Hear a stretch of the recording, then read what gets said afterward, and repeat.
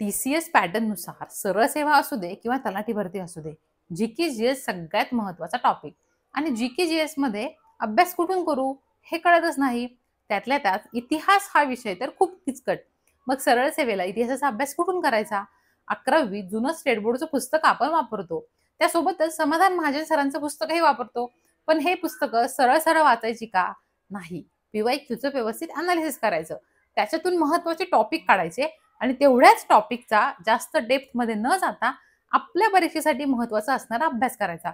मग हे सगळं कसं करायचं? कुणी करायचं? तर हे सगळं आता ज्ञानांकुर प्रबोधिनी हा YouTube चॅनल करणार आहे. तुम्ही आपल्या चॅनलला आत्ताच सबस्क्राईब करा आणि इथून पुढे GK-GSची जी सीरीज सुरू होत आहे, ती सीरीज त्या सीरीज सोबत तुमचा अभ्यास करा. जवळपास 10,000 मुलांनी अभ्यास सुरू केलेला आहे. परीक्षा कधी हो, तुम्ही मागे राहता कामा नये.